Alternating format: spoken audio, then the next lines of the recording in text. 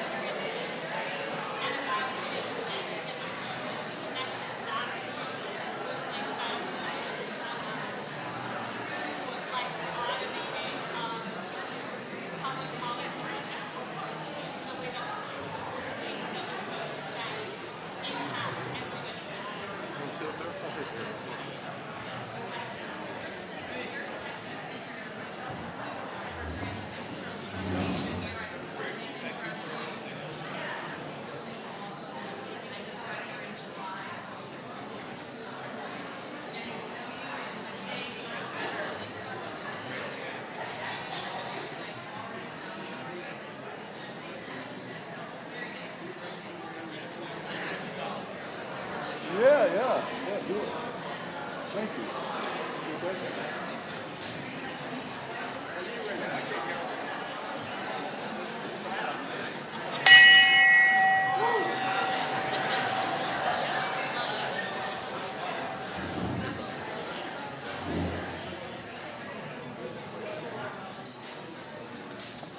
Okay, good afternoon, ladies and gentlemen, and welcome to this town hall.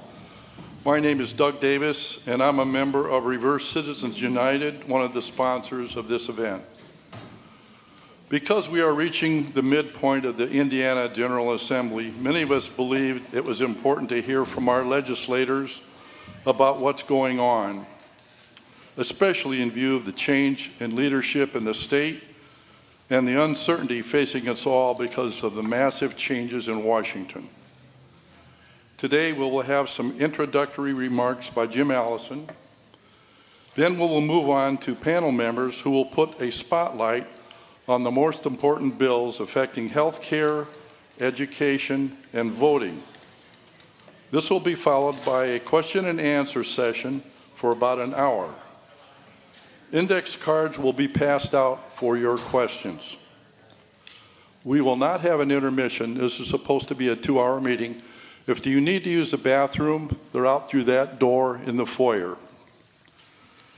If at any time during this procedure, if you can't hear, please raise your hand and we'll crank up the volume. Can anybody hear okay? What? What? Who said what? Before we begin, I'd like to recognize the former mayor of Bloomington, Indiana, Tommy Allison.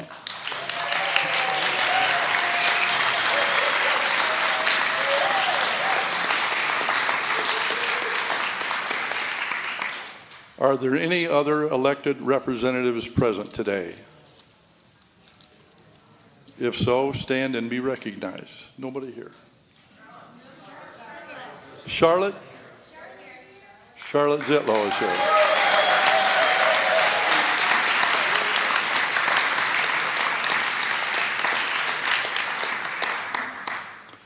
Now I'd like to introduce Jim Allison, one of the founders of Reverse Citizens United, and he will speak to how we got here and the impact of the Supreme Court decision in 1910 concerning Citizens United.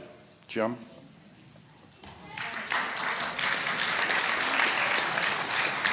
Thank you, Doug. Welcome, American patriots. You know, before the Civil War, our corporations were really pretty tame because they were chartered by the states, just like they are today.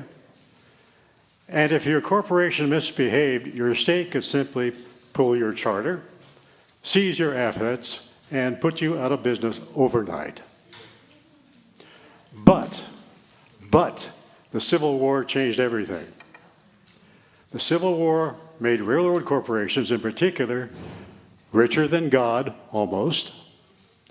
And if you're that rich, as I'm sure you can all appreciate, you cannot abide your states telling you what you can or cannot do with it. We respect things like freight rates for farmers, getting their goods to market. No. So what do you do with your money? Well, you use some of it to rent about a dozen lawyers or so out of Harvard and Yale, you know, the very best money can buy. And you tell them to handle the problem. And if one of them happens to have read the latest version of the Constitution, you know, the one that has that 14th Amendment to protect former slaves from abusive southern states, you know that one, there's your answer. Simply get the Supreme Court to declare corporate personhood, and there it is. Your corporation now has the very same constitutional protections as any living person. But, and there's a big but, you got those protections dishonestly. And here's how you did it. In 1886, the court was about to convene for a very routine tax case, a very dull case, that was later going to be called Santa Clara v. Southern Pacific, which I'm sure many of you have heard of.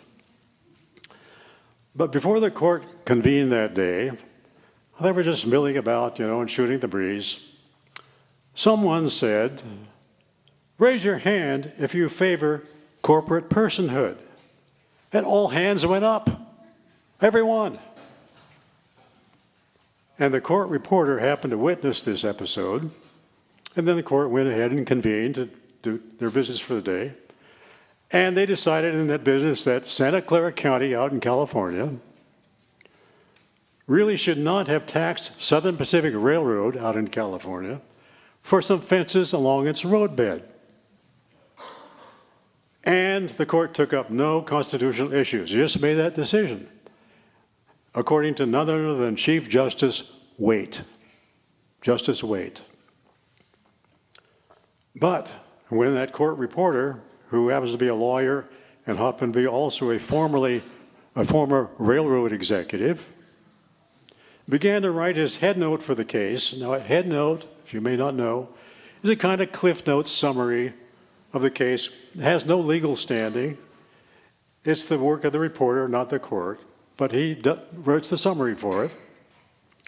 He asked Chief Justice, who was an old friend of his, they were old friends together, whether he should include that pretrial bit about corporate personhood in his head note. And Waite trusted him to use his judgment and told him to use his own judgment.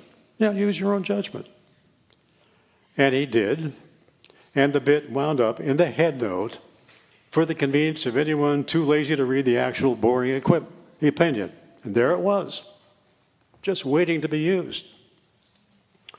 And it sat there dormant for about 3 years, but it became law when Justice Field, in a subsequent case 3 years later, cited Santa Clara v. Southern Pacific, 1886, as a precedent for corporate personhood. That made it law. But where was Chief Justice Waite? Where was he to protect against this? He was dead and buried. That's where he was, which left the way clear for the unscrupulous Justice Field, backed by 6 other justices, all unscrupulous Santa Clara veterans, they knew what was going on, to declare this phony precedent. A precedent later invoked much more often by corporations seeking constitutional protections than by former slaves seeking constitutional protections, much more often. And so it began many years later in our elections, in a case called First National Bank of Boston v. Bellotti, 1978, quite a bit later, which gave corporations the right to participate financially with their money in ballot initiative campaigns. Not campaigns for political offices, not yet. That would come later. Now, in that case, a fellow named Justice Powell wrote the majority opinion. Now, by the way, before his time on the court, this same Mr. Lewis Powell, you may have heard of, wrote a memo for the U.S. Chamber of Commerce urging corporations to join together and finance a campaign against the popular reforms that were being spearheaded then by the likes of Ralph Nader. Some of you may remember his book, Unsafe at Any Speed. Well, Powell and his Chamber of Commerce didn't like that kind of reformation. And one of the justices on that court, Justice Rehnquist, dissented from that opinion. And later he made it clear that he thought it was completely absurd to equate artificial creations with flesh and blood persons in terms of constitutional protections. And he added, quite correctly, that the question had never been squarely debated in court. And it still hasn't been, really. Even now, it hasn't been yet. But the court finally went all the way in Citizens United in 2010, a few years later, when it allowed dark money in to buy all of our elections, including elections for public office, finally, not just for ballot initiatives. It was wide open then in our elections. The result? You see it around you now. Elections now cost more than ever, and corporations can buy all they want in private, from yard signs and door hangers to every form of social media.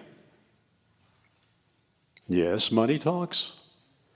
And thanks to Citizens United, we never know whose money is doing the talking. It's dark. I like to quote a friend of mine named Bill Myers, who wrote the following, quote, "Slavery is the fiction that a person is property. Corporate personhood is the fiction that property is a person." That's from a book of his called, very fittingly, The Santa Clara Blues. But money in politics seems to have no end. Take Indiana. Yes, let's take Indiana for a second, where the typical popular vote is about 55% Republican and 45% Democrat, more or less, pretty much all the time. Now, if we have 9 congressional representatives, now if our 9 congressional representatives broke according to the popular vote I just mentioned, we would have a 5-4 split in the U.S. House of Representatives. But guess what we have year after year after year after year after year? A 7-2 Republican-Democrat split. Does it matter? Does it matter? It can make a huge difference in who controls House chairmanships, for one thing, as we have just seen recently. Made quite a difference, just very recently. And we have a similar break in the Indiana legislature, don't we? It's a break that favors one-party rule and discourages compromise, right? How did we get there? How did we get here? To this land of my way or the highway? Well, a lot of it came from the Republican gerrymandering called red mapping. Red mapping, which started around 2008 and peaked in Indiana in our 2010 redistricting. Red mapping was a nationwide computer-assisted redistricting project. Here comes the money again. That cost the Republican Party about $30 million. And it typically involved packing Democrats and people of color into the smallest possible number of districts allowed by the law. The result? You know what the result was. Democrat candidates henceforth would score a few big wins because they're packed in these small number of districts, and Republican candidates would score lots of modest wins. And in effect, the average Republican's vote carried more electoral weight than the average Democrat's vote. In Indiana, about 3 times as much to be exact. 3 times. So that's why I'm here. At every election, including the coming midterm, I ask myself, how can I help now to recover that democratic ideal where each real person gets just 1 real vote? That's the ideal. But why are you here? There's a lot of you. I'm very glad to see this. Well, it could be any number of reasons. Maybe you're weary of a state house up in Indianapolis where your representative proudly shows his pistol to some touring high school students in the state house. Maybe you have a representative who strives to turn our public schools into Sunday schools. Maybe you have somebody who tries to make it actually harder to vote instead of easier to vote every election. Maybe in Washington, you're weary of a president who seems to channel both Emperor Napoleon and the Wizard of Oz.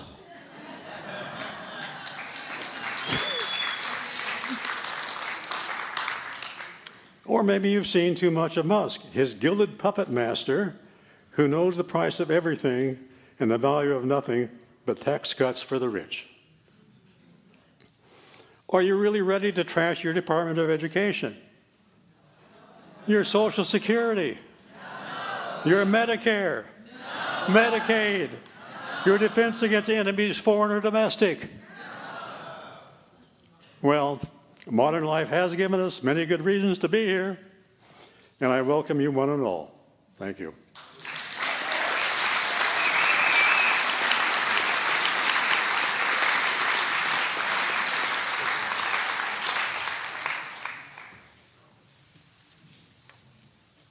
We have invited 6 legislators who have constituents in Monroe County. We're very fortunate today to have Senator Shelley Yoder and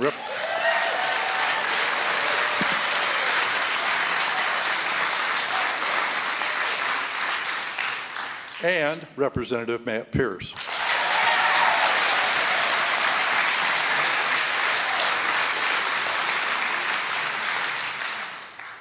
On the other hand, Representative Mayfield and U.S. Representative Houchin, as well as Senate President Rod Bray of Martinsville, were unable to attend. We did not hear anything from Representatives Bob Heaton or Dave Hall. We sincerely believe and hope that they can join us in any future town halls, but don't hold your breath. Since our forum today is limited to education, healthcare, and voting, we have several issue specialists to help us out in these three areas. They are Tracy Hutchins-Getz and Dr. Rob Stone for healthcare, Carrie Mitska for public education,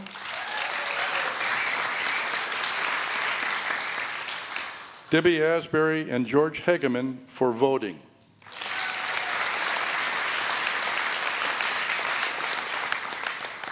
As they speak, if you have questions about the areas, these three areas they will be addressing, please write your questions on index cards and raise your hands if you want one. We have folks around the room here. Be sure to put the topic at the top of the card, and on the bottom of the card, put your contact information, preferably email. That's in case we don't get to your question, and you will get an answer sooner or later. After you've written your question, please raise your hand, and we'll have people collect the cards from you. Tracy and Rob, we'll get started with you. Yeah.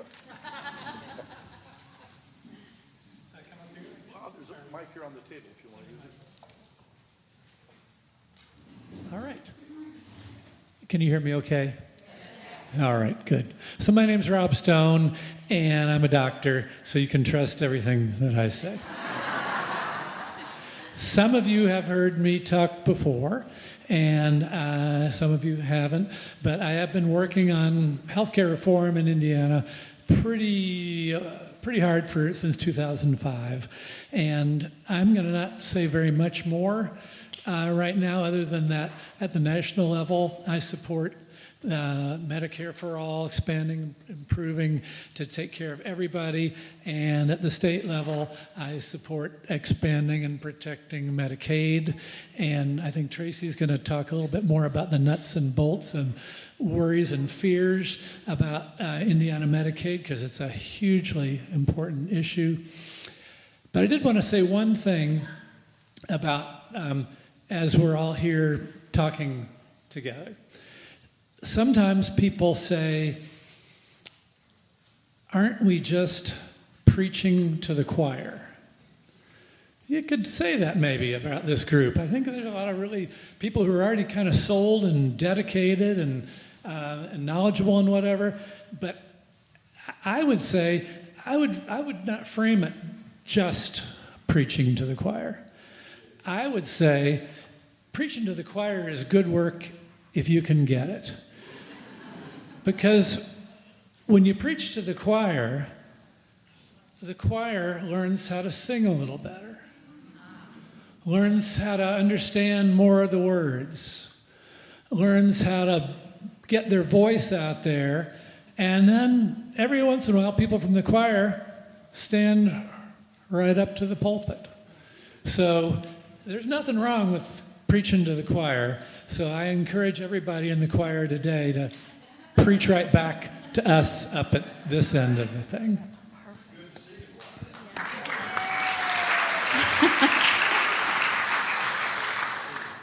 Thank you, Rob, and it's really wonderful to be here today with all of y'all. My name is Tracy Hutchins-Getz. I'm the Communications and Policy Director with Hoosier Action. And before I took on this current role, I was our healthcare organizer, and in 2019, many of you in this room, including Rob, and I worked together to successfully defeat the attempt to implement Medicaid work requirements in Indiana.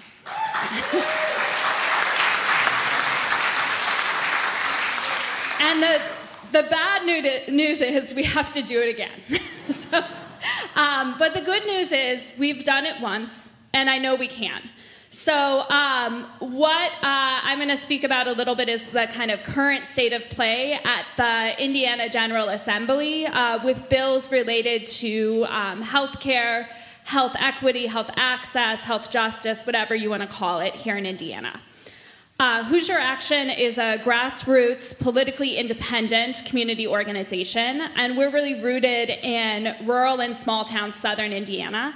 I am a proud Bloomingtonian. I organize a chapter here of Hoosier Action members, but we have chapters from New Albany on up to Morgan County is really where we're focused.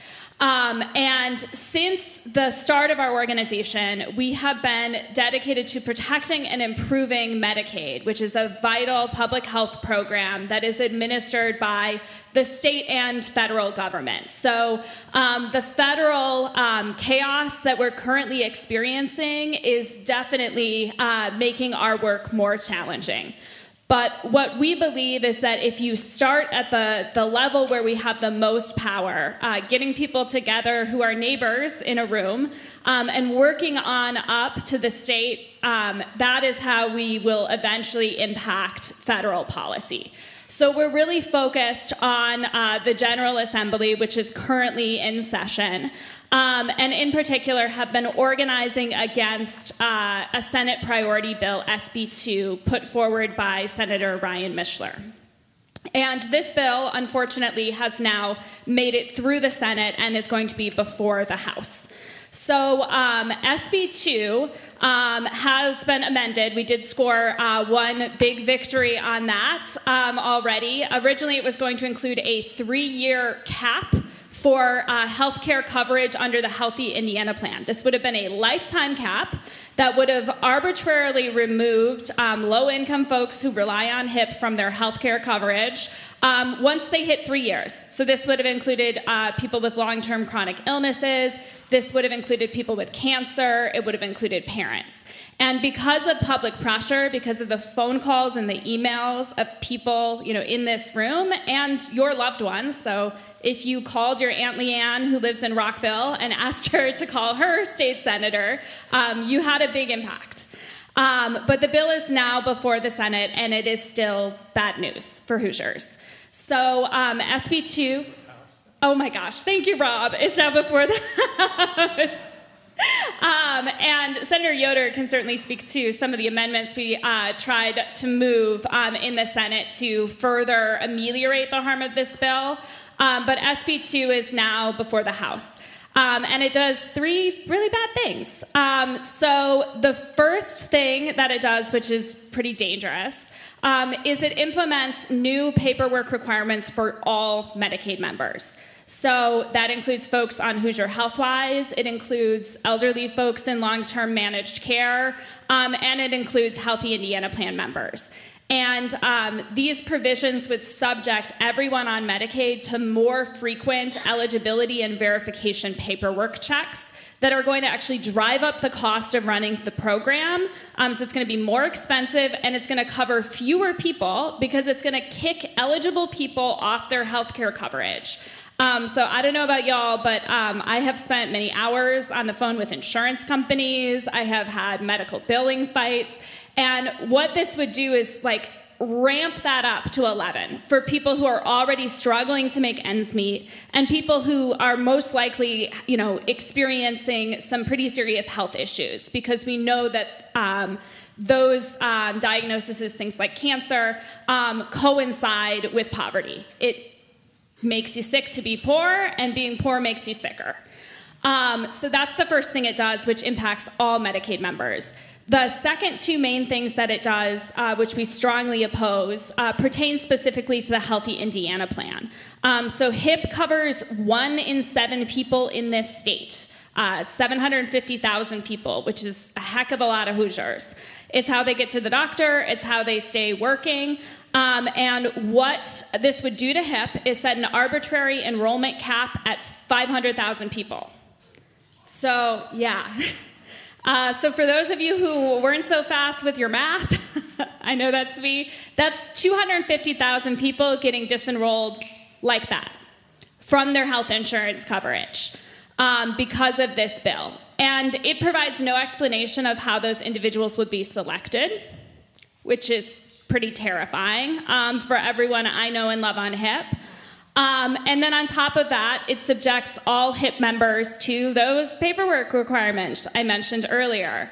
These are sometimes referred to as ways to get people back to work, but I will tell you, we know from other states, they don't work.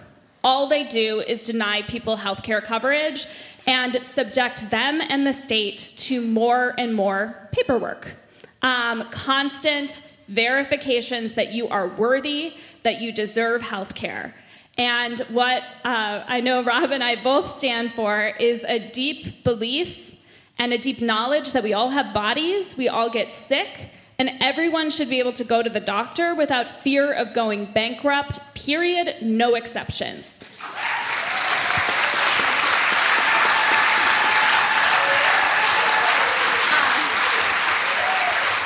Thank you.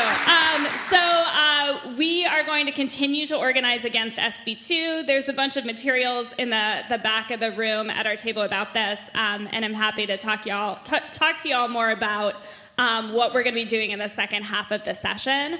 I'll also note, and Senator Yoder was a co-author on this bill, that we were very disappointed just last week to see SB 317 die a very sad death on the Senate floor, which was a bill that would have significantly improved things for Hoosiers with medical debt, and it would have helped prevent more people from falling into medical debt, which is a deep concern that we have if we're looking at coverage loss for hundreds of thousands of Hoosiers on Medicaid. Wow. Thank you. Carrie?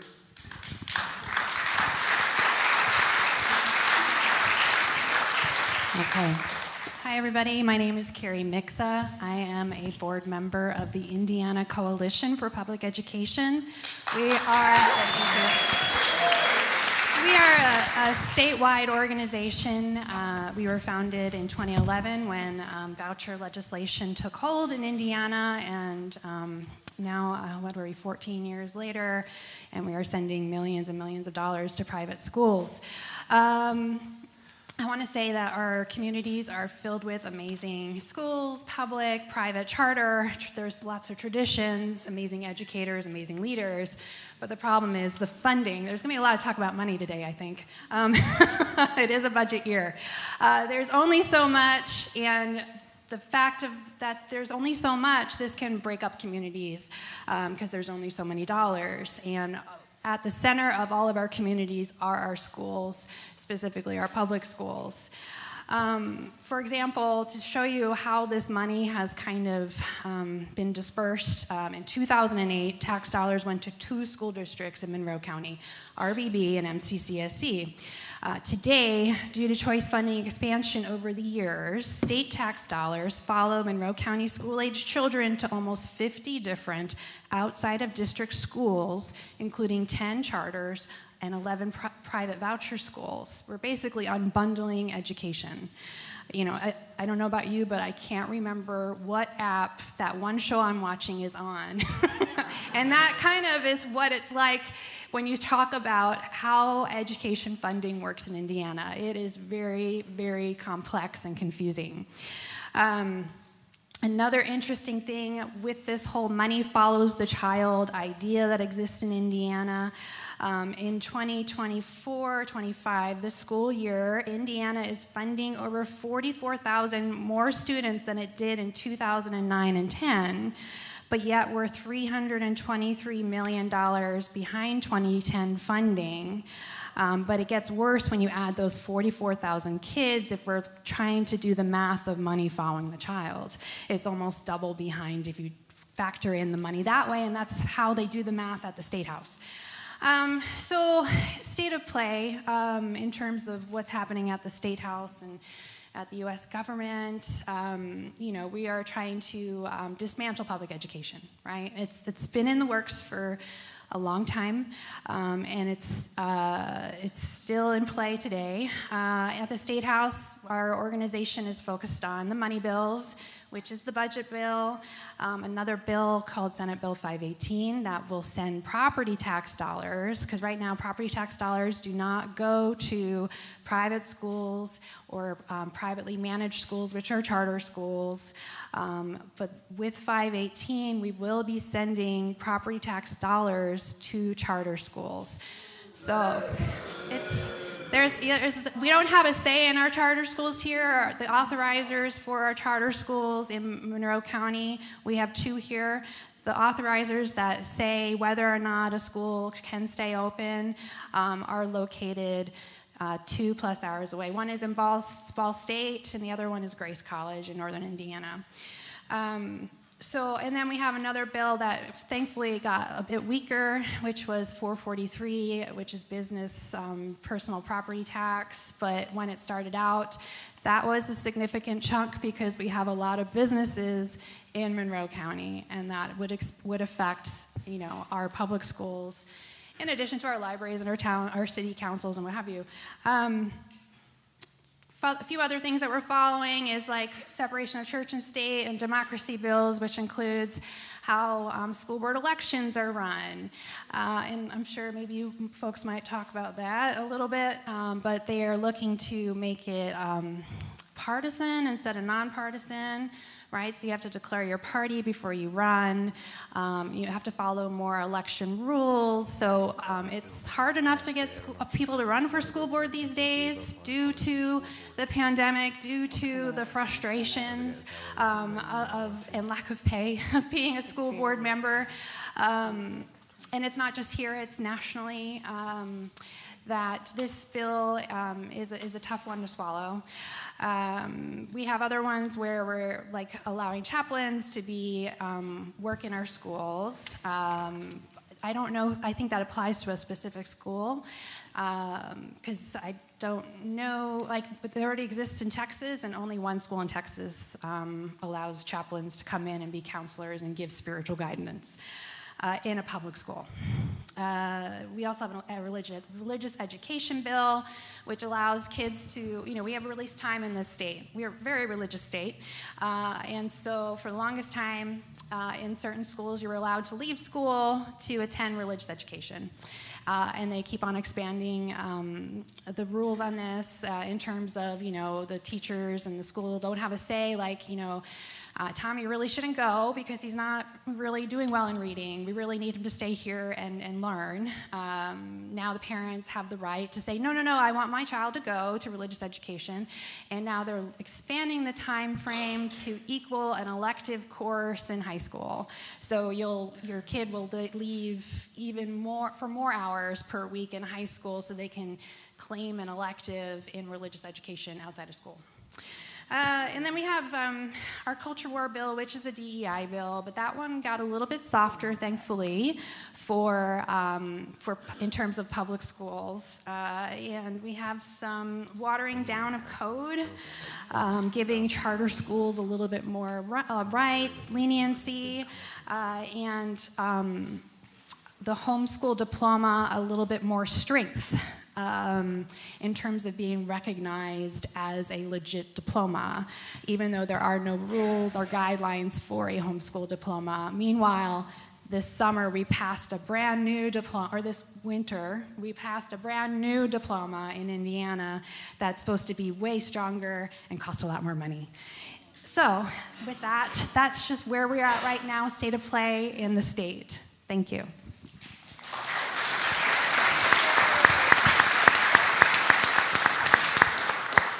George and Debbie. Hi.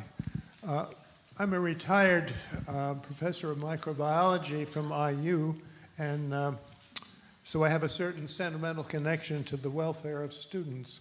And I'm also on the board or the leadership team of the League of Women Voters, which you may know functions to do the legislative updates and candidate forums and other kinds of voter education as a good government organization, sort of like several others that are active in the area.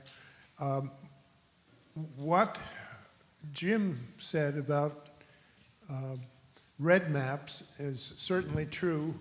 The legislature is now thoroughly gerrymandered to the extent that what is being done to ensure the retention of incumbents is mostly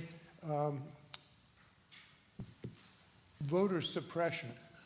By suppressing the votes of those who would not favor the particular incumbents, the activities of the legislature often bend toward doing something that shortens the voting period, reduces ability to get proper voting IDs, things of that sort. We no longer have poll taxes and things of that sort, but this is the new trickery.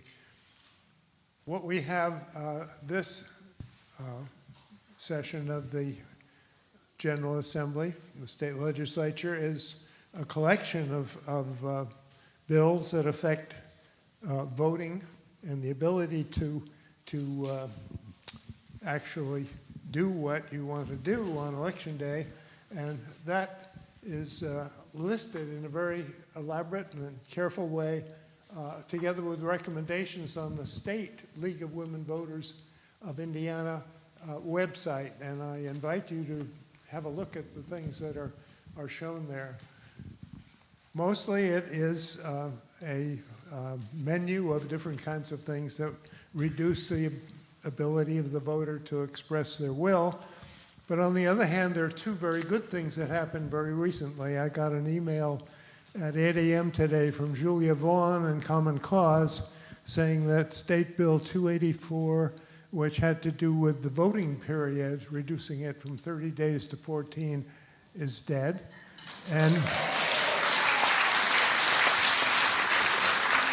so is Senate Bill 201, which would have closed primaries so that third-party candidates and those who want to jump parties and so on would not be able to vote. So those are two good things that have happened recently.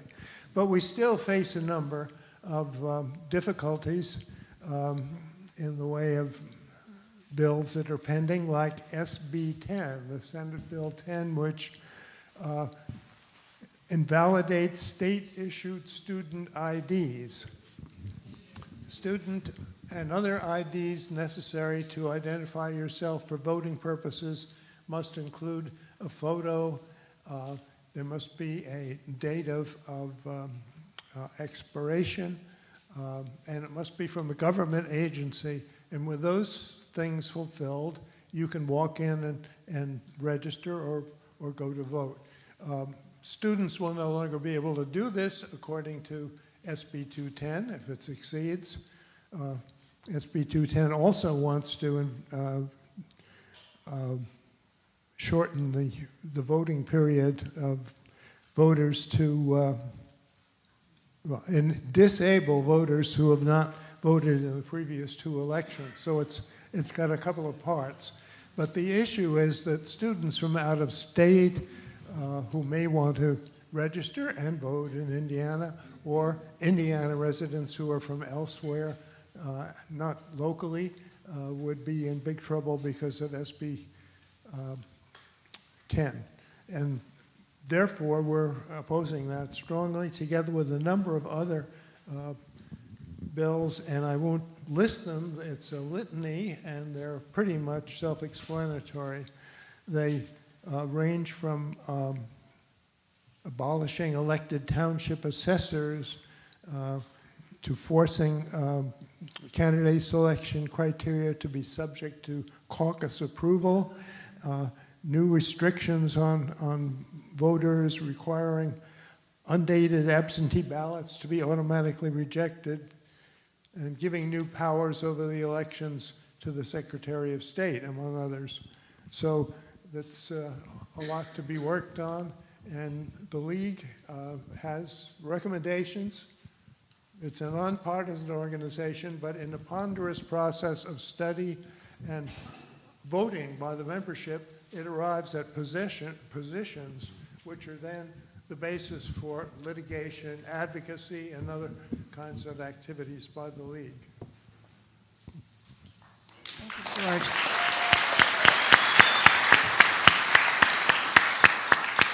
I'll have to ask you later. My son graduated from IU in biology, and you may have been one of his esteemed teachers, so this is very cool. There's a couple other bills that are progressing through the House that you might want to be aware of. Senate Bill 137 is 50% through the House process, so it has a high likelihood of continuing.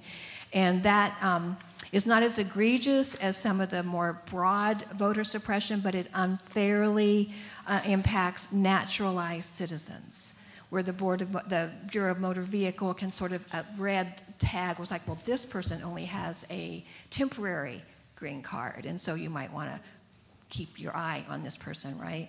And so it's Senate Bill 137. So that is one to be cautious of, and if you're going down to testify, that would be one that we would suggest that you oppose. And House Bill 1680 is, again, it allows citizens to perhaps say, maybe this person isn't a naturalized citizen or isn't a citizen. It can sort of raise a red flag that could maybe make it harder for people to vote. They'd have to show proof of citizenship. And it also seriously limits the degree to which you can help an elderly voter get registered.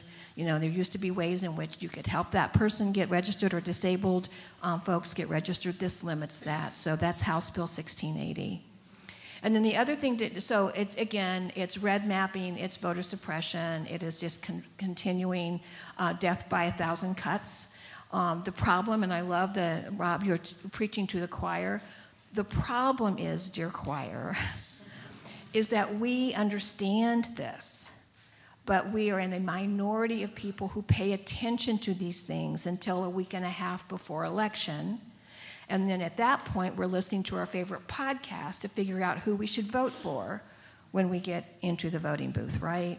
So a part of the work, and we'll talk about this a little bit later, is how we can minimize the negative impact of information deserts. And my friends, you are the answer to that. And we know you need tools for that and ways to understand that, but you have to understand and be able to tell it to someone else like they're a 6-year-old, not because they are a 6-year-old, but because they have got broken cars and poor health and they're about to be kicked out of their health insurance and they have 1,000 other things to think about. And so a part of the work of preaching to the choir is empowering the choir to be informed of these things and then to help spread that news to your friends, neighbors, churches, and communities. So thank you.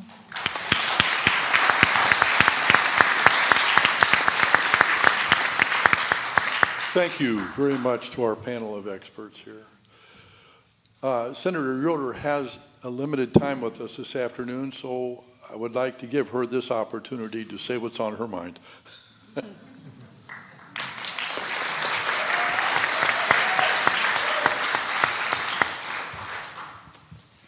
Well, thank you for being here. We don't get to be preaching to the choir very often, so it's really great to be here and to hear from you. We need to hear from you. And there are the big heavy hitter bills that everyone's talking about. And then there are those bills that you read and you think, I haven't heard anything about this bill, and this is terrible. Am I reading this right? So thank you. Thank you for making sure you're here and letting us hear from you.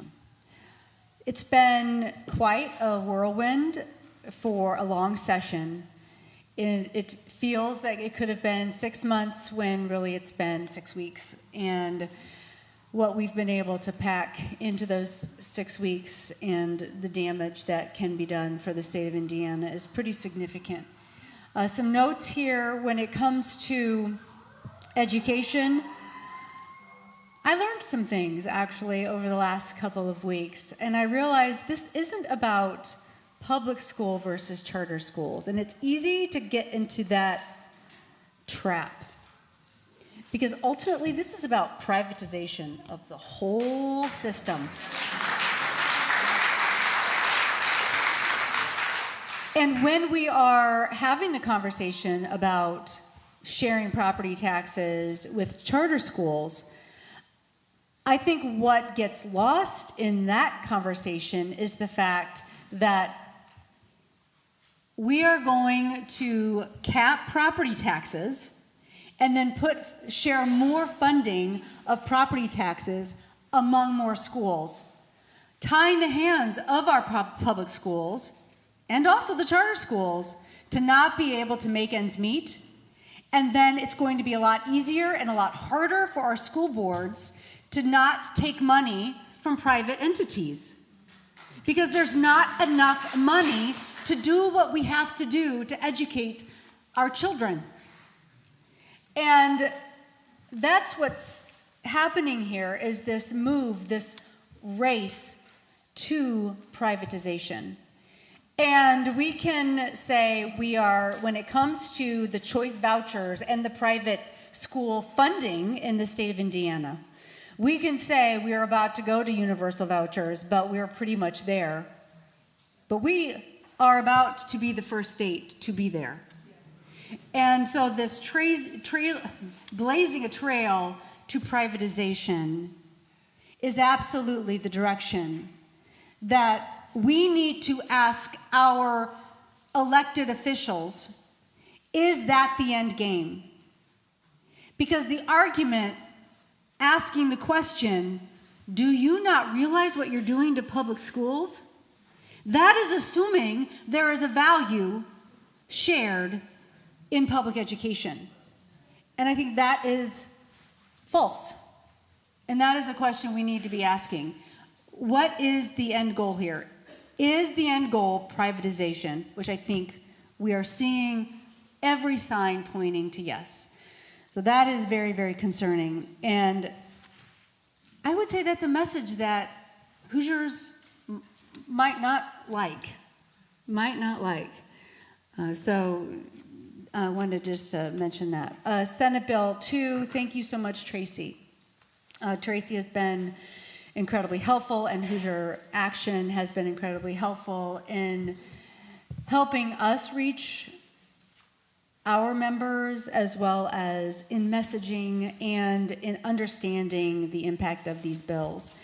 So Senate Bill 2, as Tracy very effectively educated us all on, is going to double down on something that other states have tried and have learned it doesn't save the state money, and that is putting in this work element, this work component.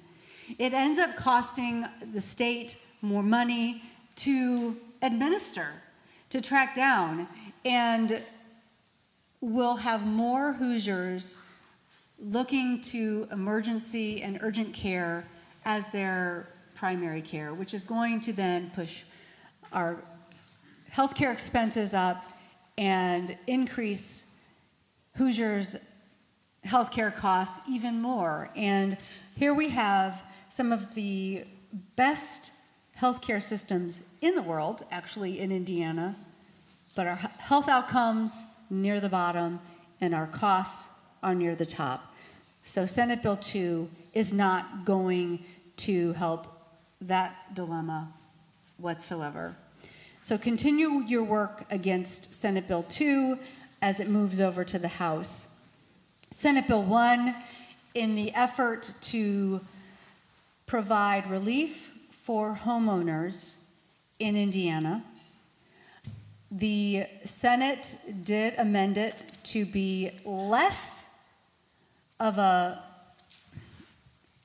real, I don't even know what the word is. It is going, the original bill as filed would hurt just MCCSC $10 million. 1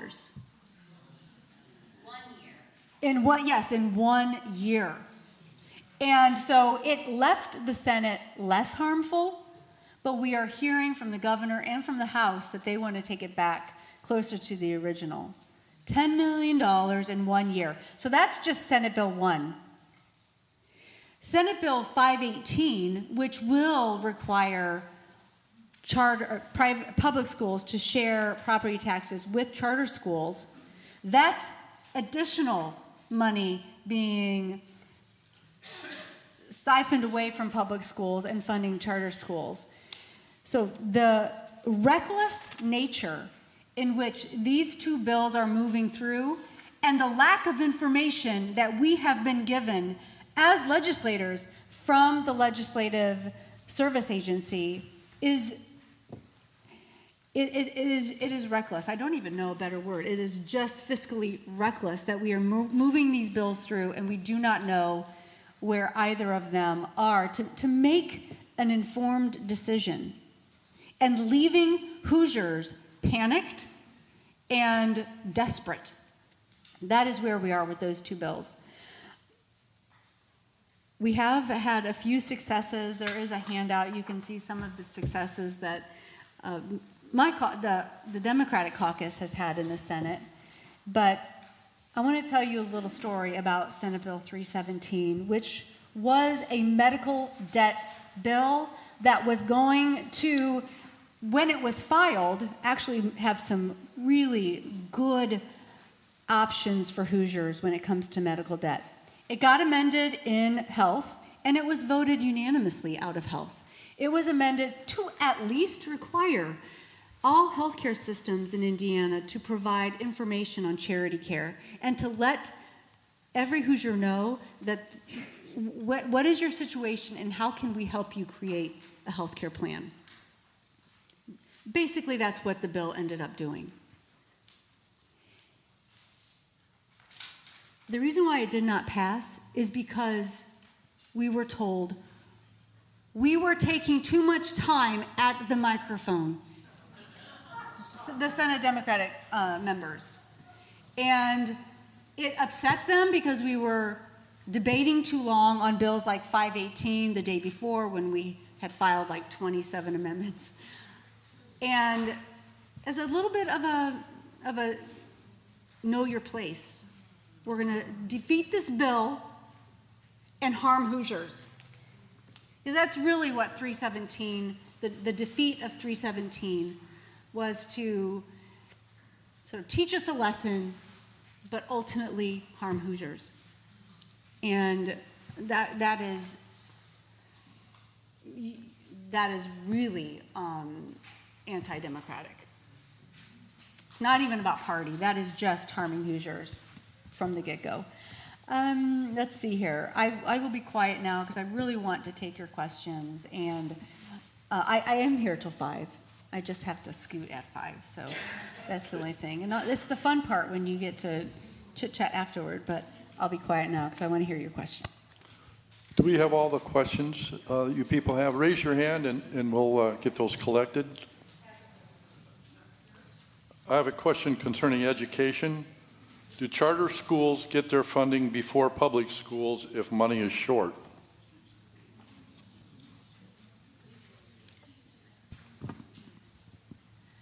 That's a very complicated question.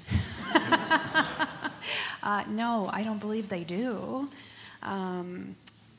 They just they're following the budget in terms of, that's the estimated amount, but then when you look at what actually happened when they do their annual report at the end, I don't believe that, they would get it first, no. Yeah, would you please add to that? I just want to let everyone here give a little bit of insight. That's a Senate Bill. Well, it's actually the budget and Senate Bill 518. This is the conversation that isn't being had. So what 518 is doing, what is coming out of the budget, we are actually going to defund charter schools. That charter school grant money is going to come down, and that charter school funding is going to be shifted to property taxes. So that's why I said this is not about, basically, if you want to say this is public schools against charter schools, because we've been thrown scraps at this point. When we are having a conversation with Senate Bill 1 about capping property taxes, and then shifting more funding to K through 12 education to property taxes, and more schools having to be funded through those dollars. That's why the conversation is really about privatization, because it's not that this is more money to charters. It's your property taxes are going to go to fund, to making up that difference. So that is what's happening with 518 and what's happening with Senate Bill 1001, House Bill 1001, with funding of K through 12 education. That is not even the question, because I know the question was about funding charter schools first. It's not funding them first. It is pushing the funding of charter schools to property taxes, which is why that argument that we keep hearing in Indiana, the money follows the child. Actually, that's not true, because not every child is coming from a home paying property taxes. So that is why this argument begins to break down. So I urge you to continue fighting against Senate Bill 518.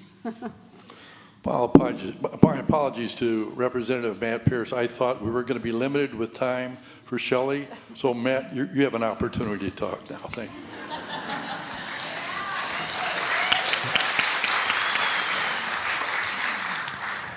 Thank you very much. I will try to be brief because I think it is important to get to the questions. I just want to talk about 3 bills that I think kind of just highlight exactly what's happening with this General Assembly.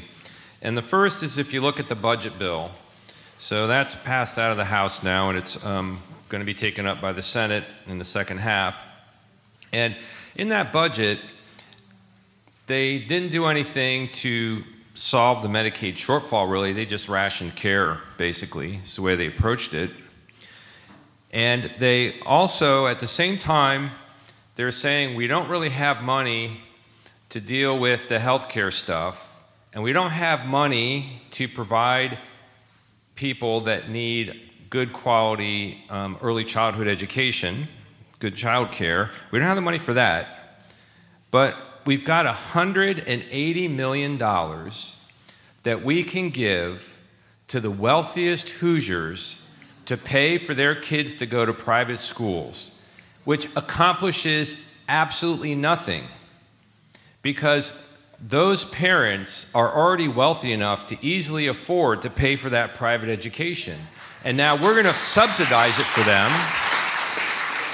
which doesn't improve the quality of education for a single child in the state. It just maintains the status quo with the wealthiest people being subsidized. $180 million. Imagine if we put the $180 million in the early childhood education for the poorest people who can't afford it.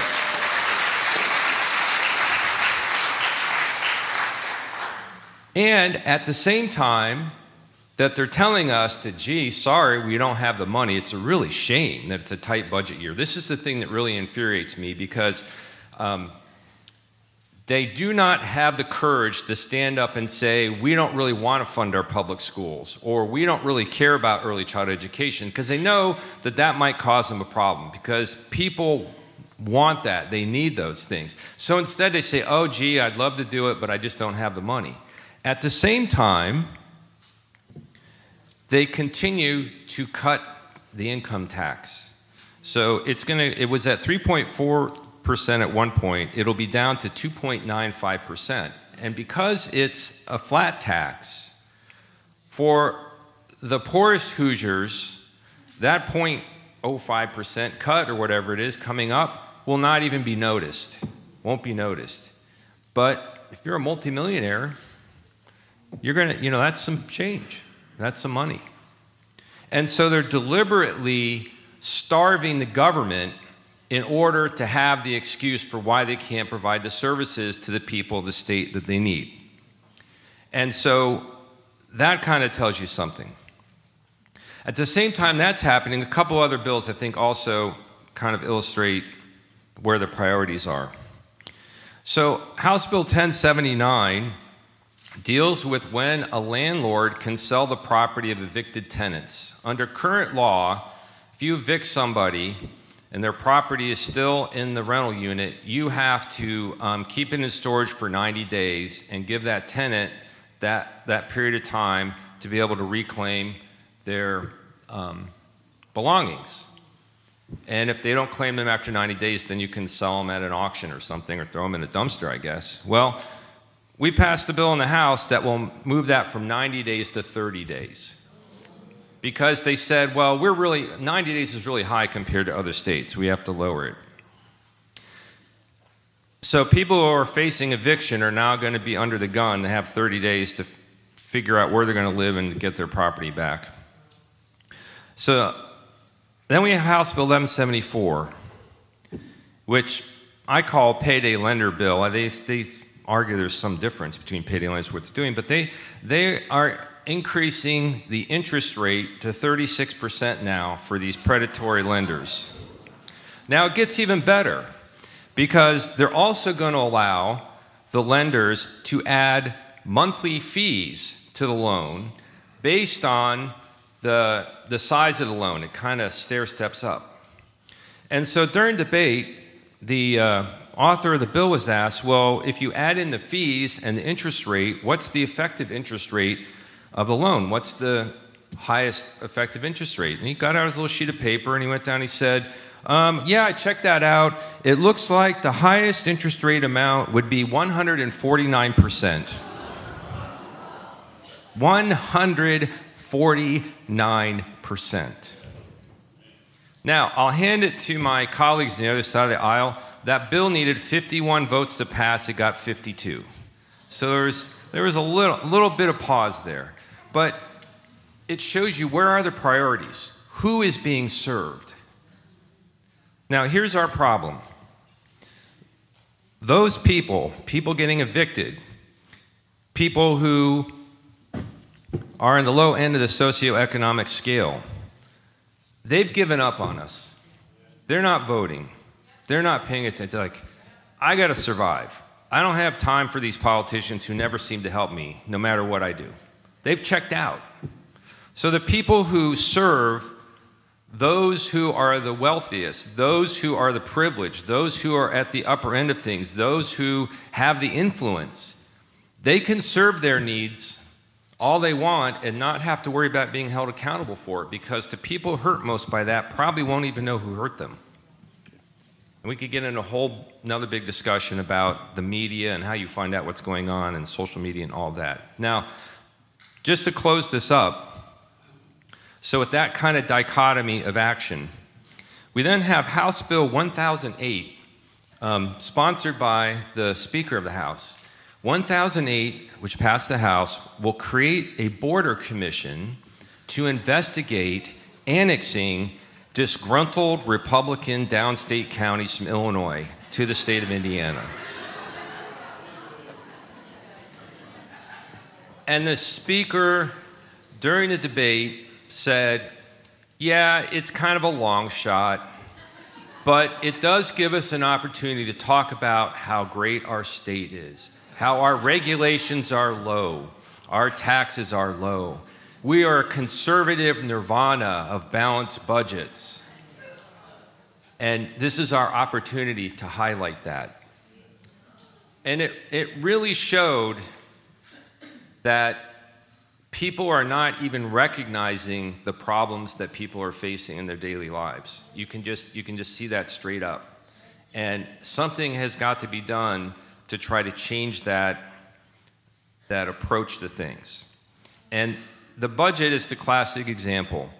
The budget writers in the majority are not sitting down and saying like, wow, how are we going to serve the needs of the people? We got limited money. How are we going to maximize serving the needs of the people? What are we going to need to do? That's not how it starts. It's all about, man, that Medicaid's getting expensive. We got to cut that back. We got to get that down to this number. It's all bottom line numbers on a page. It is not people. No one is thinking about the people behind the numbers. It's just all about, we got to get to this number, we got to get this Medicaid back in the box, so we got to cut it back, wait lists, let's do some stuff to reduce the rolls.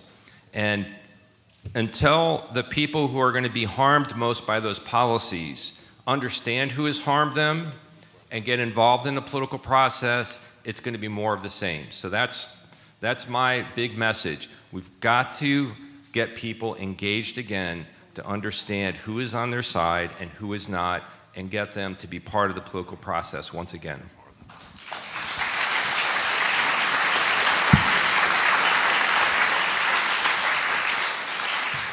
We have a ton of questions here, so I would ask that the responses be as short as possible. Here's one for health care in Senate Bill 2. How do they plan on purging 200,000 Hoosiers off Medicare HIP? And why does Indiana not use the billion-dollar surplus to fund Medicaid? Two great questions there. So to get into the technical process of purging those folks, they have said that they are going to require some federal permission through the Medicaid waiver process in order to be able to do this first. So there, will be some implementation questions, but it really, remains unclear. For instance, how we would select that, right? Would it be like the last people enrolled? Would it be the oldest people on the program? Would it be all the Pisces? I don't know. They really don't say. This is why I think it's probably the part of the bill we're going to be most likely to hack off. And so that's my hope, is to kill it with some amendments in the House. And then the other question concerning the budget surplus, because of our work, like everyone in this room, whether you work at home, you're a stay-at-home mom, or whether you work at the library or you work at Cook, like all of us pay into our government to make it work. And our contributions fund Medicaid, which is a public good, right? And so the problem that is happening, and I think Rep. Pierce did a really good job of outlining this, is the state is making decisions about how to redistribute those funds. And Medicaid is an extremely efficient program in our state. It's an incredible return on investment that is mostly paid for by the federal government. So to pull those funds out of the state to defund Medicaid is very poor fiscal planning, in addition to being incredibly cruel, because we do have enough to take care of all of our people in this state, period, especially those struggling the most.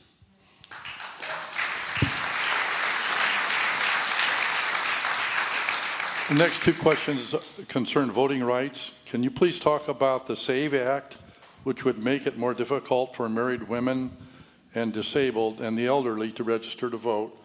And also, Indiana also has one of the most restrictive voter laws in the nation, but now we want to disallow students to use their university ID to vote.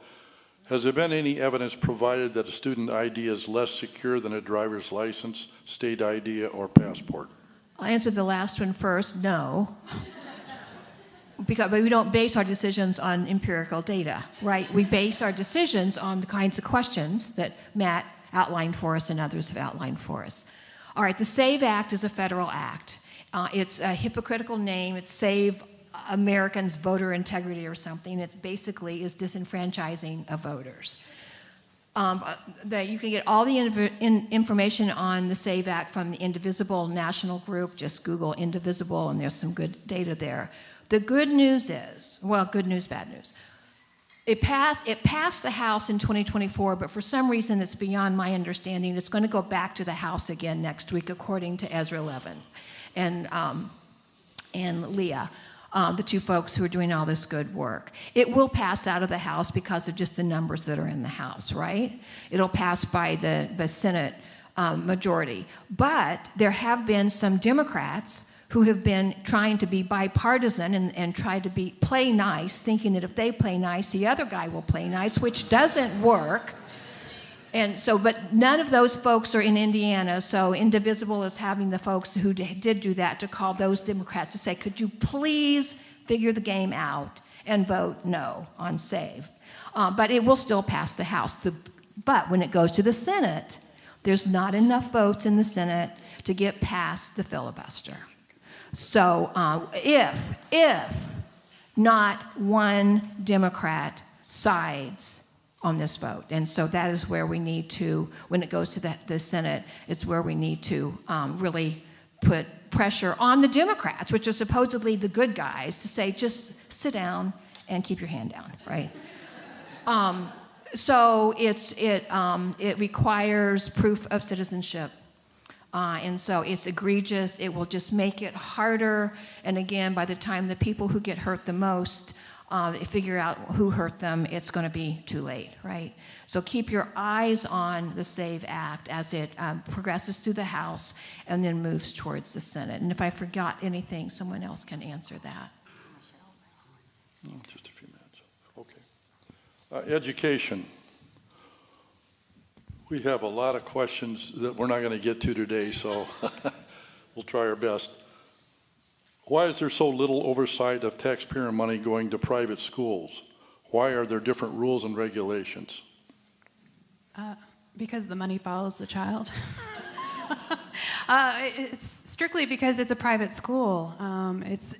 We have not had the drive at the State House to develop many guardrails to figure out what is happening with that money when it reaches a private school. What is being taught in those private schools. The only thing we know is their testing scores, and of course they do well because they can be very selective. Okay.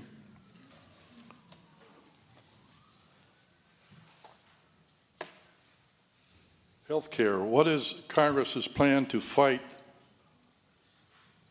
abortion ban and educate folks to their grim realities?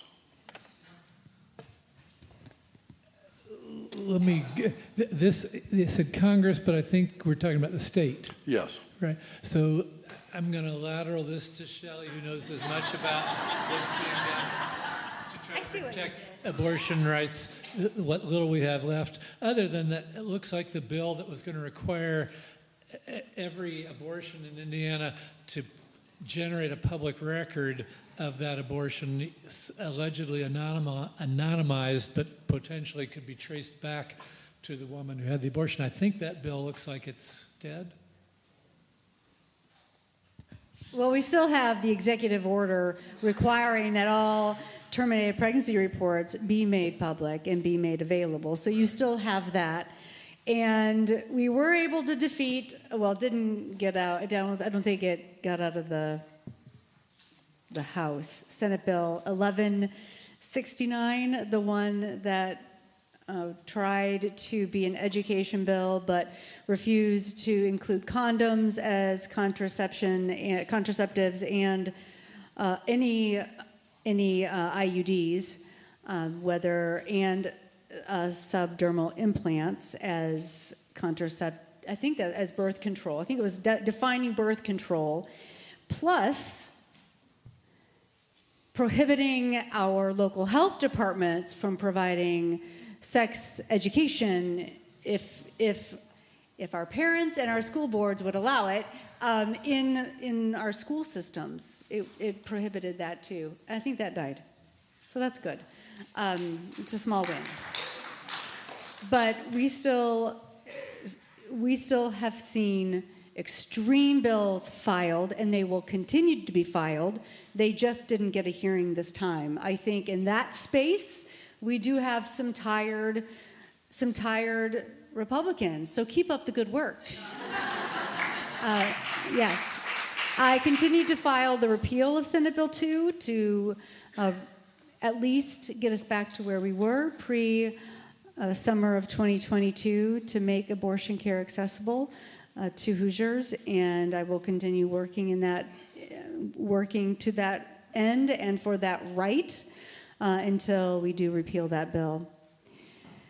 So I don't know what else to say, but I don't think we've seen the end of it, and we have to continue going in that direction. We did pass out of the Senate the requirement for the posting of the human sexuality instruction on a conspicuous place on a school's website, so community members can see what's being taught and chime in to their school board. So we already have there has to be parental consent to, well, first there has to be a school board that votes on what any kind of sexual education instruction there will be.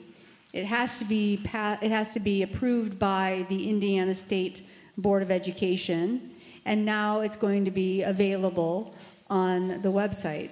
So there's just all kinds of red tape bureaucracy happening around the space of human sexuality and teaching grades 3 through 12 of that education. So we've got work to do. Let me just add that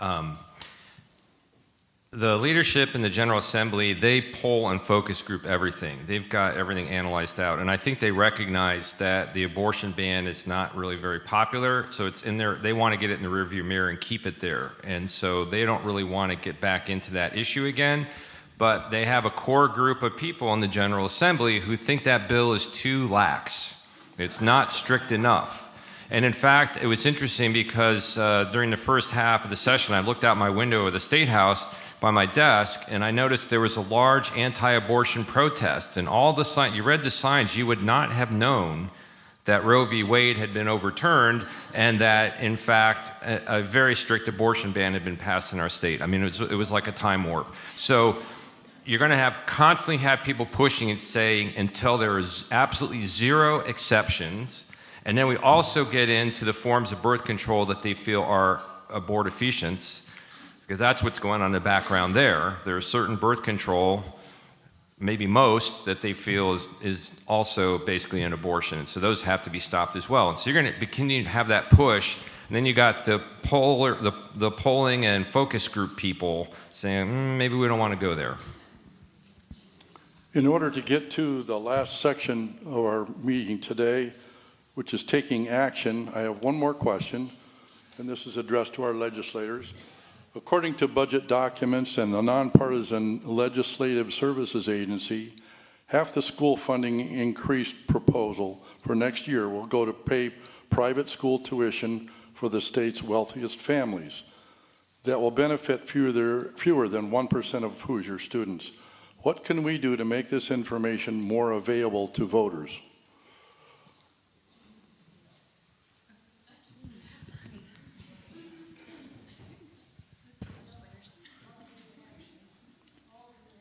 I mean, yes, I hear Charlotte Zietlow saying call to action.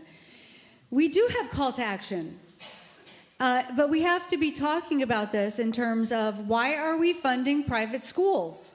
Why is the state of Indiana funding private schools? Because the last I knew, we had 90% of Hoosier parents send their kiddos to public schools. So why are we increasing dollars and spending, or the 180 million increase? Why are we sending that to private schools? Why are we fleecing you and your schools to fund private schools? What can we do? I think just keep reaching out, call to action, don't ease up, because as we know, we are moving towards full privatization of education in the state of Indiana.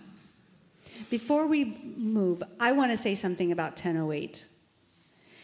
1008, I know we were chuckling, but it is a slap in the face. It is a slap in the face to Hoosiers because it is the Indiana Republican State House officials, those who refuse to give Hoosiers ballot measures, but are now saying we are going to listen to Illinois ballot measure voters. And that's why this bill is so outrageous, Because the author of the bill said, we want to let Illinois know we hear you, we see you, and we want you to feel heard. That is, for some Hoosiers, pretty touchy-feely, but for all Hoosiers, pretty offensive. Because we don't get a ballot measure, why should we be spending our time listening to Illinois voters who did get one? It's offensive, and we need to let Indiana State House Republicans know that. Let me just pile on for a second on that point as well. You can go look at it in the archives, but Representative Reagan Hatcher of Gary gave the most awesome speech, essentially saying, as a resident of Gary, I know what it's like to be ignored by your legislature. I know what it's like to have people make decisions about me in which they do not ask me as the elected representative what the decision should be. And so just go back and watch that speech. She just did an awesome job of kind of dismantling this whole idea, because it is kind of funny. It's like these poor downstate Illinois Republicans have been so abused by the Democrats of Chicago that we have to save them. And I'm just thinking, like, well, how many times have you abused Bloomington in the last 10 years, you know, Mr. Legislature?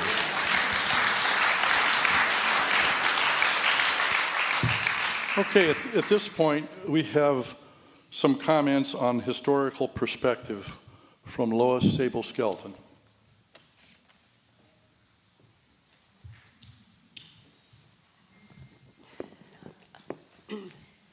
I know. I'm short, but you're gonna hear what I say. I got my Social Security card, my Social Security check this month. It was late. Pretty soon, I'm not gonna be getting it. And I know it. How many of you have gotten your checks? They're getting later and later. I want to take just a few minutes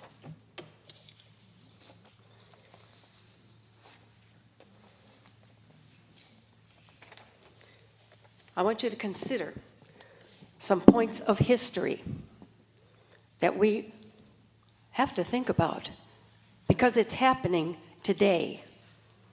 Jim gave you a little bit of history, but he didn't go back far enough. And I'm going to go back far enough, and I want you to take these points because they're going to help you fight what's happening to us today. In 1932, in July, the Nazis became the second largest political party. They were called the National Socialist German Workers' Party. Sounds pretty good, right? Well, by 1933 in January, Hitler became chancellor. And then things happened really fast. In 1933 February, the Reichstag was burned. In 1933 March 12th, the first concentration camp outside Berlin. March 22, the Dachau concentration camp opened. March 23, the Enabling Act. And April 1st, Nazi boycott Jewish shops. May 1933, book burning in Berlin and all over Germany. Oh, they're after our books. You all know that. July 1933, the Nazi Party declared themselves the only political party. Well, today, we seem to have only one political party. And they are in charge. And that is why what's happening at the federal level and happening at the state level is happening. We are under siege. And finally, just a short, less than a year later, in August 1934, Hitler becomes the Fuhrer. We're not going to let this happen. And that's really why you're here today. We are under siege.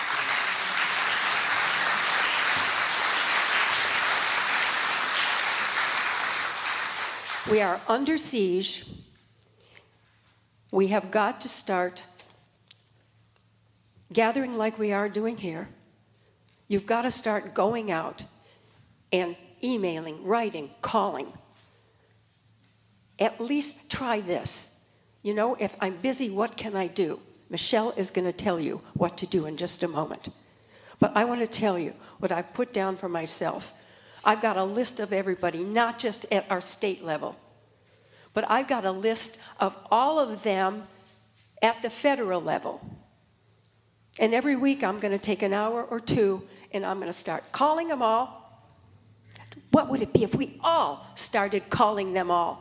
Take that 2 hours during your week, have it all lined up, just sit there with your phone, call them, send your emails, write your letters, and keep it going at least for the next year.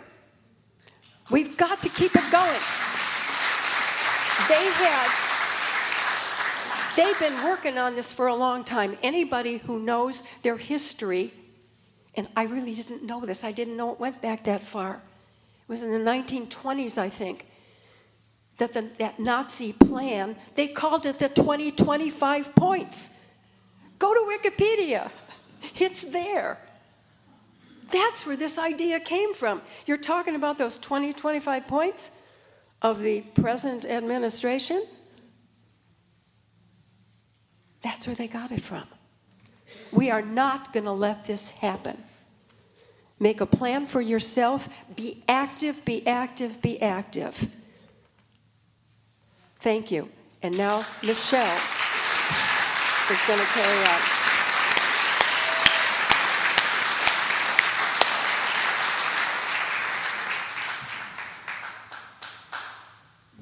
Hi, everyone. My name's Michelle Higgs. I'm a former candidate for House District 60, which covered parts of Monroe, Morgan, and Johnson counties. I'm also the founder of the Indiana Rural Summit, a coalition that brings gerrymandered districts like mine together to give rural and small town voters a voice. The other day, I came across a TED Talk called The Success of Nonviolent Civil Resistance by Erica Chenoweth, a political scientist at Harvard University. She describes how she came to understand the sustaining, transformative power of nonviolent movements. I found her discussion deeply encouraging, as our daily news cycles become increasingly violent in tone and nature. So much of the frenetic energy around me feels like it is coming from a profoundly anxious place.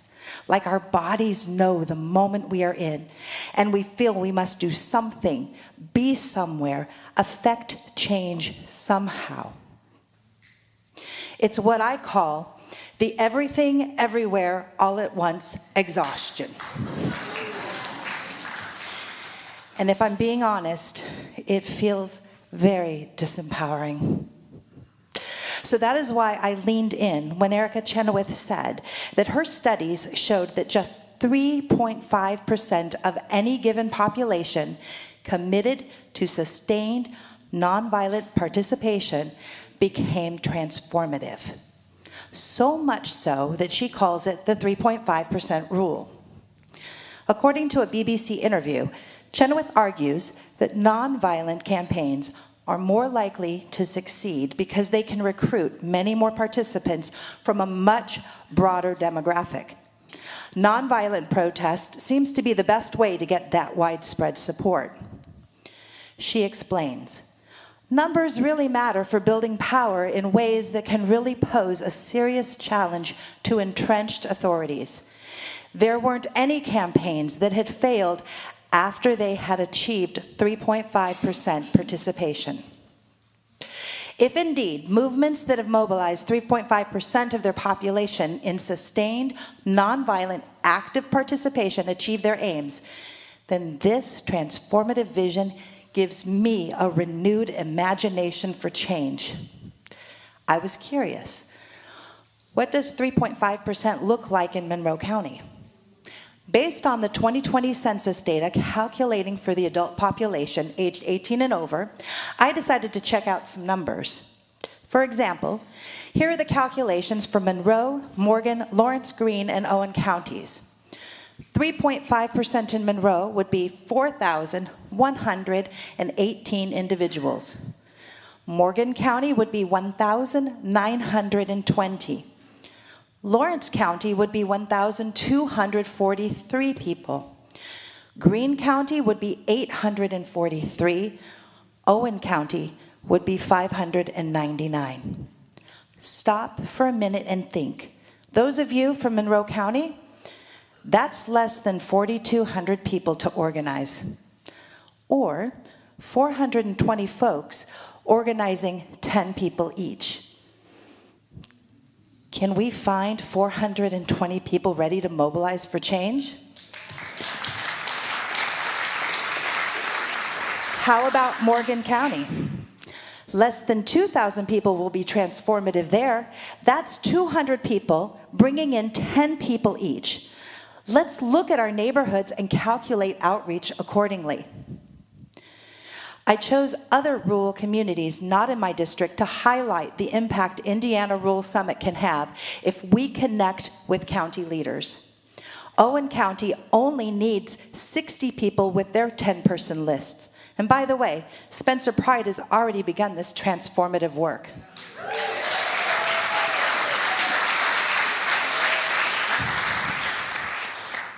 On your handouts, there is a section where you can build your own 3.5% network. It's in their insert. There are 7 categories.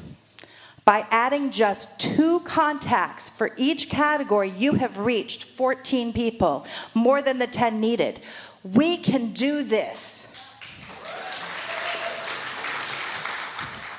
In closing, this is February, the month we honor and celebrate Black history. I want us to remember the courage of the people following Martin Luther King Jr. There are 8 principles that influenced MLK Jr.'s Poor People's Campaign and legacy, which he got from Gandhi's transformative work in India dismantling oppressive systems. Quoting Mahatma Gandhi, "Whatever is done for me, but not done with me, is done to me." We are listening to issues that are continually done for us, but not with us. So it feels like it's being done to us, doesn't it? It feels right that we center these transformative principles that in English are called truth force. As I share them, I want us to reflect on how they might guide and inform our own work. Number 1, nonviolence. Nonviolence is not just avoiding physical harm, but also refraining from hatred, anger, and harmful thoughts. It is an active force for love and truth. Number 2, truth. Truth is the ultimate guiding principle. Seeking and standing by truth requires honesty, integrity, and openness to self-correction. 3, self-suffering. Willingness to endure suffering rather than inflict it on others is a powerful way to awaken moral consciousness in both the oppressor and the oppressed. Number 4, self-discipline and control. Nonviolence requires self-discipline in thoughts, words, and actions, including control over desires and material attachments. 5, fearlessness. True nonviolence requires courage. One must not fear persecution, suffering, or even death in the pursuit of justice. Welfare for all. The goal is the upliftment of all people, not just one group or one nation. This includes economic and social justice. Number 7, self-reliance. Relying on one's own resources and promoting local economies prevents exploitation and dependency, aligning with nonviolent resistance. And last, trusteeship. Wealth and power should be held in trust for the well-being of society rather than for personal gain.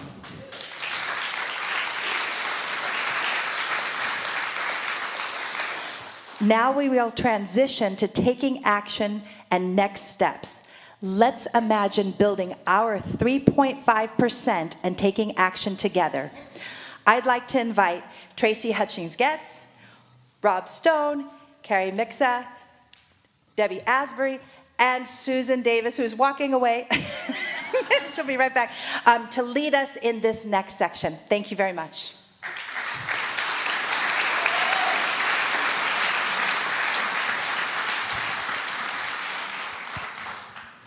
Thank you so much, Michelle. I'll try to just name a couple things pretty briefly. So to create the change that I think all of y'all want to have in this room and why you came here today, it's going to take both short-term and long-term work. So in the short term, if you're interested in pushing back against SB2, I urge you to go to HoosierAction.org/stop-SB2 on our website, and you can find calls to action there, and we'll be organizing events locally. In the long term, it's exactly what Michelle outlined. We need to build deeper and denser relational networks, and I urge all of y'all, if you're not in an organization, whether it's Hoosier Action or something else, find one. Because that is what creates change. It's people coming together across their differences toward a common cause. So find a home, bring people in, and do that like slow, deep work of sustaining relationship. Hoosier Action's next Monroe County chapter meeting is March 16th. It's going to be in Ellettsville this month at the public library, and you can find the registration link for that at HoosierAction.org/events. I think I'll stand up. My wife Karen is in the back there. I'm going to raise your hand up, Karen. So our group used to be called Hoosiers for a Common Sense Health Plan, and now we call ourselves Medicare for All Indiana. Obviously, I'm a doctor, and our focus is healthcare. But when you listen to all we've been talking about today, people getting evicted. What's the number one reason people get evicted? Probably healthcare bills and illness related. Education obviously ties into all of this. So it's easy to despair. It's really easy to just feel overwhelmed and drained. And the antidote to that feeling is action and activism and coming together. I'm going to read a little bit from 2 sentences from J.D. Pritzker, who is the governor of Illinois, who said this, I think, 2 days ago. Tyranny requires your fear and your silence and your compliance. Democracy requires your courage. So gather your justice and humanity and do not let the tragic spirit of despair overcome us when our country needs us the most.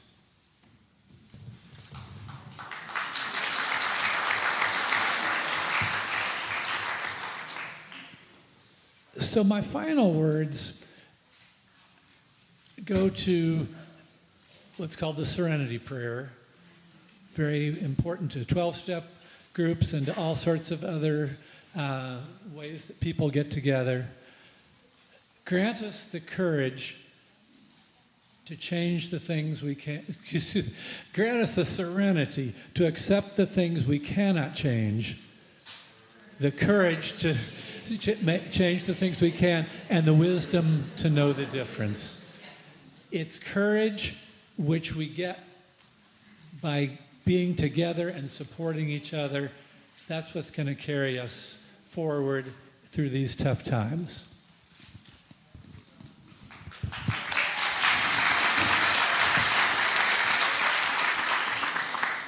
Okay, in terms of what you can do in regards to advocacy for public education, we have Indiana Coalition for Public Education, Indiana Coalition for Public Ed.org is our website.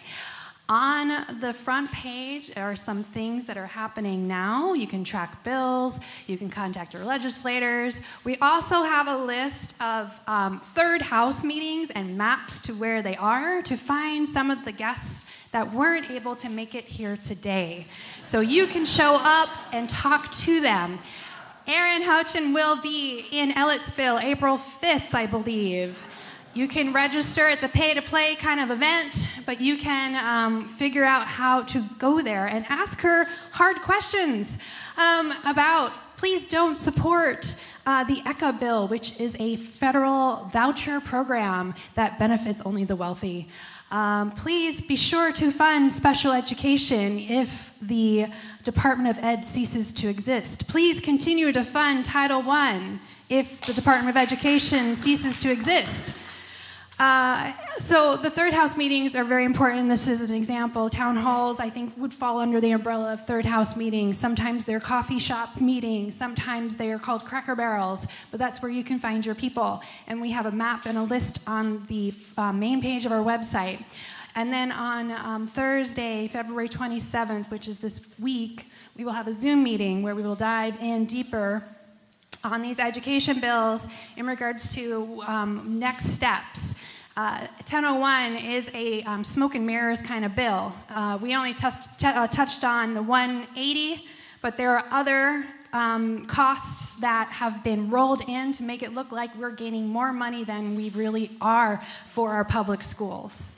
But I also ask you, we are grassroots, we are membership supported, we are the David versus the Goliath, we have no money.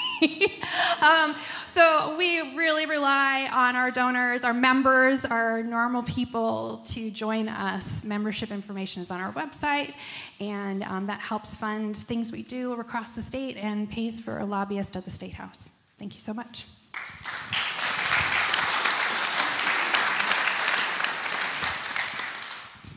So one call to action immediately is the boycott that Hoosiers for Democracy talked about in our Substack yesterday.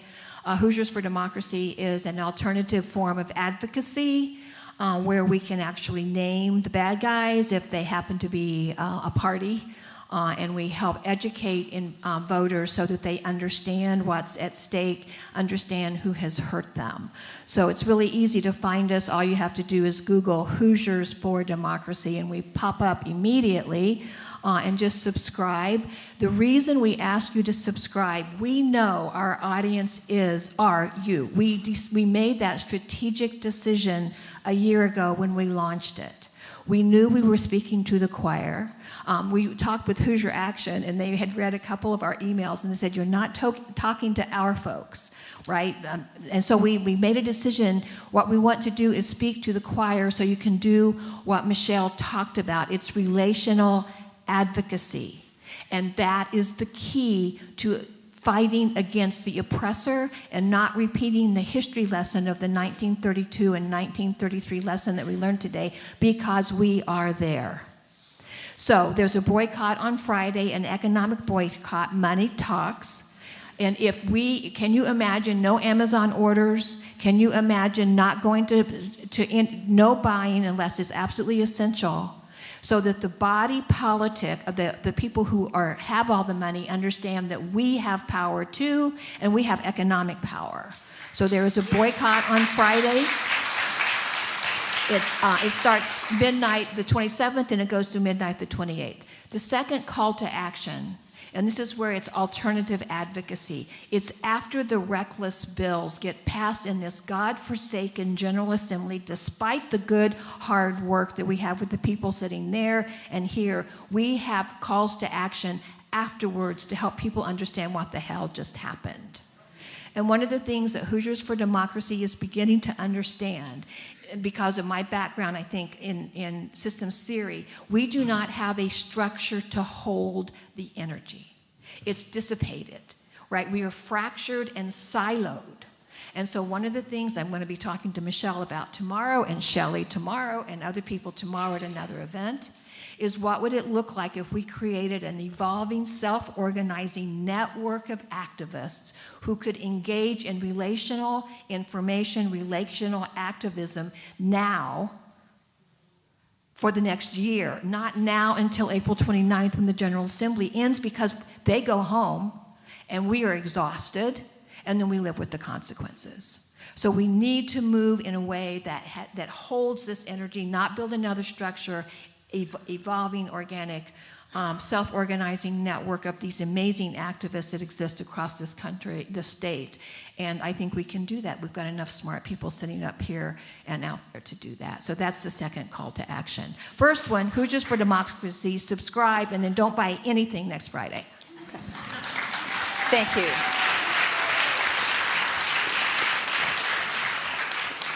I'm Susan Davis, and I've been on the steering committee for Reverse Citizens United since about 2014.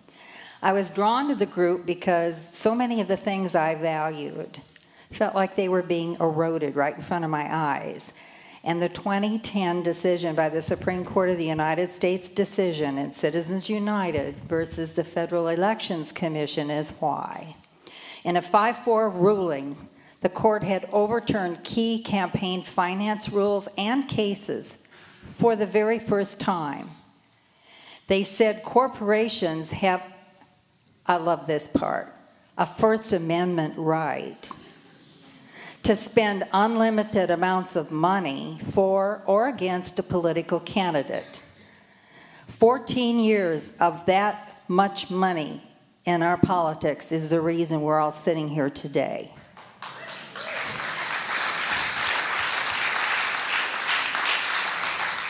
Our metaphorical mascot is Octi. And if you look closely at the political drawing by the former HT cartoonist Joe Lee, you will see that instead of eyebrows, he's written corporate person. And the money tentacles are busy reaching into education and healthcare and voting, labor, politics, government, media, environment. We don't think that money should dominate the public discourse. And that's why our recent campaign of Follow the Money focused on how some of our legislators with constituencies in Monroe County were voting and funded for the 2 years leading up to the 2024 election. Those alerts were shared with our listserv and are still on our website. This fall, we were part of the pushback on the Duke Energy rate hike proposal. Many of you attended that field hearing here in Bloomington. But after the election this fall, we turned from wanting an amendment to the Constitution to undo Citizens United to just, can we keep our Constitution, please? And that led us to seek out one of the most active national pro-democracy groups, Indivisible. Founded by former congressional staffers, they have good practical strategies. A lot of your questions were about this. What can we do? Why aren't we talking about what we can do? They have really good practical strategies for how our voices are tracked and heard. And we have learned a lot. Anybody can get on these national Zoom calls, Thursday 3 to 4. Just go to their website. You can sign up. They're really informative. A lot of you asked, does it make any difference if I call more than once?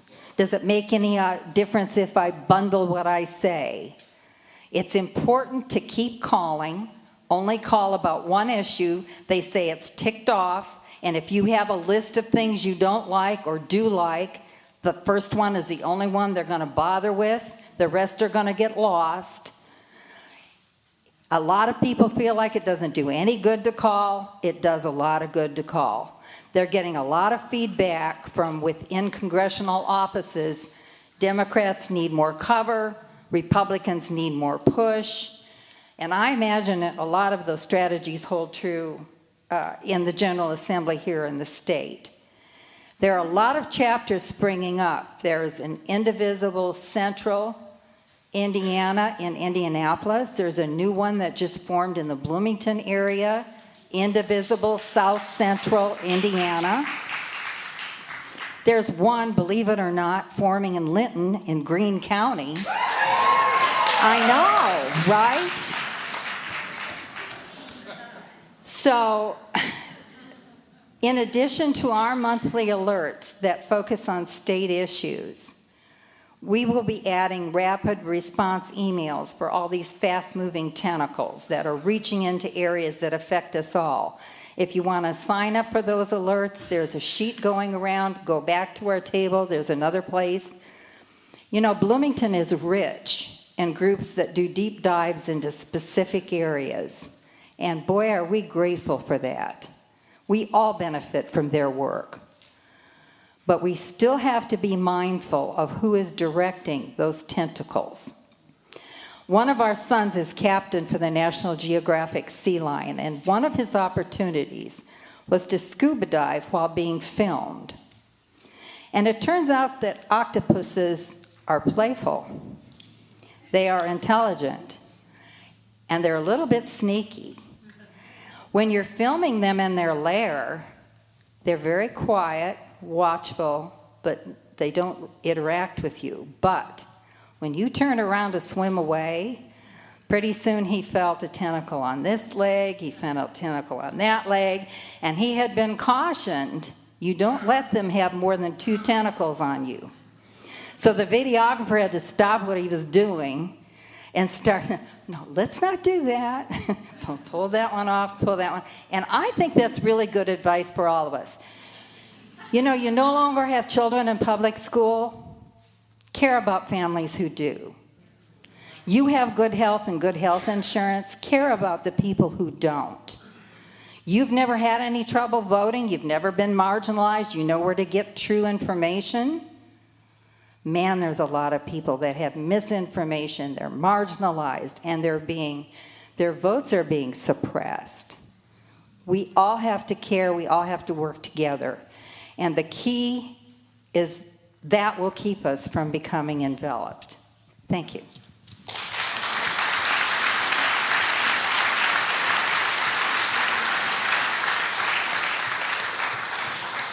The energy developed here today is palpable. Let's keep it going.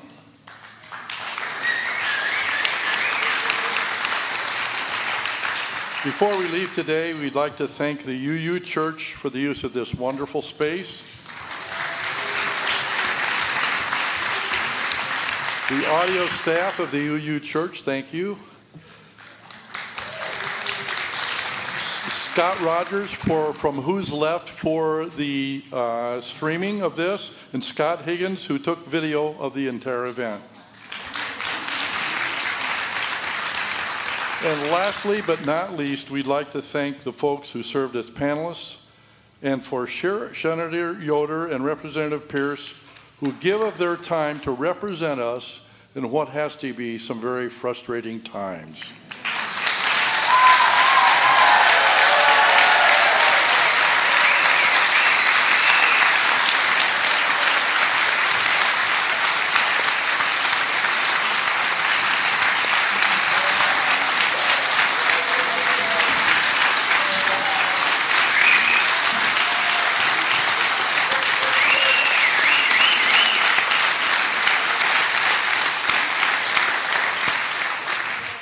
Thank you for coming today, and we hope you enjoy the rest of your day. Thank you.